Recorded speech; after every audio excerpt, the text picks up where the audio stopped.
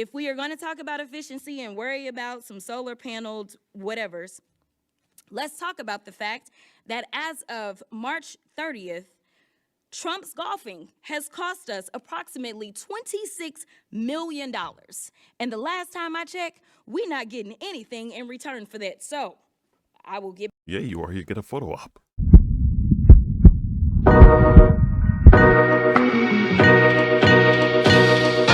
Okay, let's dig into this one. Jasmine Crockett, who's no fan of Elon Musk and definitely not a fan of Donald Trump. Let's see what she has to say, especially about his golfing. Thank you so much, Madam Chair. And I can tell you one thing that is crumbling for the city of D.C. was that continuing resolution that defunded approximately $1 billion from them. But I will focus on today's hearing. The Republicans' recklessness and chaotic approach to reducing the size of government has shown us what we've already known. Concepts of a plan don't work. This is the committee's fourth hearing, and still no one from the so-called Department of Government Efficiency has testified before this committee about their plans to break the federal government, because as it turns out, breaking the federal government doesn't just hurt people you don't like.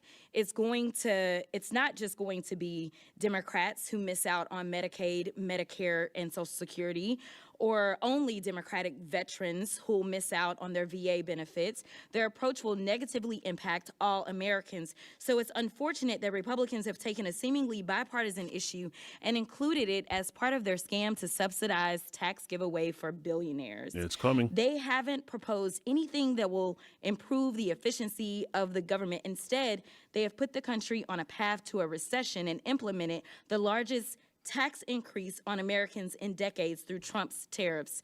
This hearing is their latest attempt to try to convince the American people that dismantling public-facing agencies will somehow improve government efficiency. Let me tell you, it won't. There's nothing efficient about terminating leases for IRS taxpayer assistance centers during tax season, nor dismantling farmers' support offices in rural communities while farmers are trying to survive Trump's tariffs. And just like their trade policy, there isn't any logic or strategy behind the Trump administration's reductions in force or accelerated disposal of federally owned property.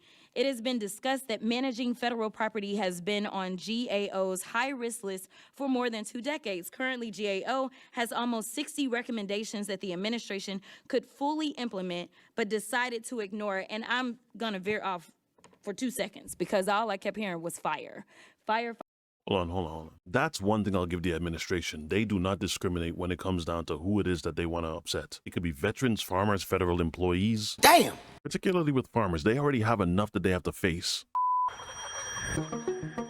Over 100 million farm-raised birds. That's how many chickens, turkeys, and other poultry have died because of avian flu in the United States since 2022. Up until now, most of us have only really seen the effects of this in our grocery bills. Other countries are expected to implement their own retaliatory tariffs in the days ahead on American-made goods sold within their own country's borders.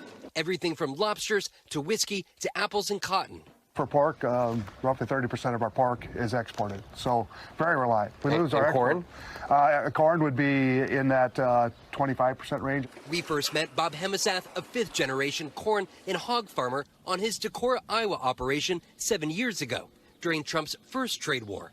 If agriculture suffers, Main Street, small community Iowa suffers. Today, he's facing the same questions. Where does this trade war end?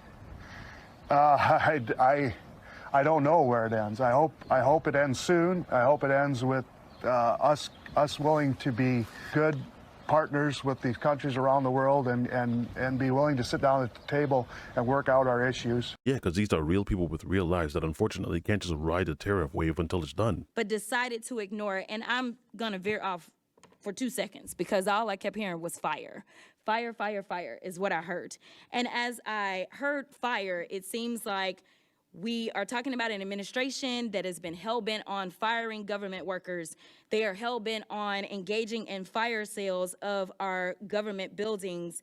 And while we are at it, they are lighting the Social Security on fire, Medicaid on fire, Medicare on fire, 401ks on fire, Department of Education on fire. And instead, what we need to light on fire are Trump's tariffs. In fact, we could probably go a little bit further and fire this incompetent administration, but if we are going to talk about efficiency and worry about some solar paneled whatevers, let's talk about the fact that as of March 30th, Trump's golfing has cost us approximately $26 million. And the last time I checked, we're not getting anything in return for that. So I will give. Yeah, you are. You get a photo op. It's kind of funny that even a Newsmax guest had to put it out there that it was basically necessary for Trump to go golfing because why? You don't want people to see you stressed. But why would you be stressed? You knew what was going to happen. I mean, the last time a president just casually went golfing while the economy was burning around them. This has been an awful week for jobless Americans, the economy, the stock market. And yet the president ended it by playing golf. As the American economy burns, I am happy to report the president successfully completed his 116th round of golf. The market's bad. Should our president really be on the golf course? 97 rounds of golf. The economy's falling apart. The economy could enter into another recession. Now, the White House took great care yesterday to make sure the president was barely seen as he headed out on a big golf outing. Most Americans seem struggling with the economy right now, lots of jobs, and they see a guy out on the golf course all the time. Our economy is a train off the rails, and this president is busy golfing. This is the Doral. This is the clubhouse. It's just beautiful. Trump does things first class, and I think that's why the golf world loves him, because he loves the golf world. 2025. You gotta love it. Cost us approximately $26 million. And the last time I checked, we're not getting anything in return for that. So I will get back on my remarks, but I just wanted to point out that maybe we need to talk about the president and his golfing habits. In fact, he decided that he was going to golf as the markets were tanking. He decided he was going to golf instead of receiving 4 heroes who died serving this country. He has decided that he wanted to play games while the rest of us are really trying to make sure that we can serve the American people. So, Mr. Maroney, you were quoted in the New York Times article dated March 17th, stating that it is important for officials to have a plan to generate the most savings and that, quote, all of these moving parts point to the need for some deliberate planning. Did the administration consult with GAO regarding their plans to dispose of hundreds of federally owned buildings? No.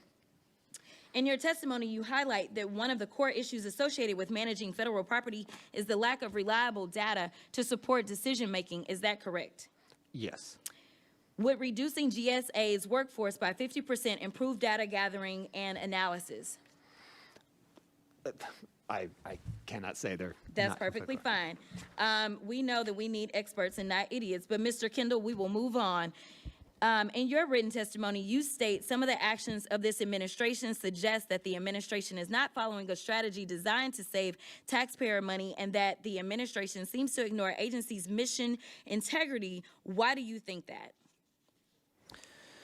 In the list you got 20 seconds. In the list of projects, there were a couple score Social Security offices, IRS, taxpayer service offices, which those agencies, those end user agencies wanted, and yet the administration is canceling those leases. So it does imperil mission accomplishment.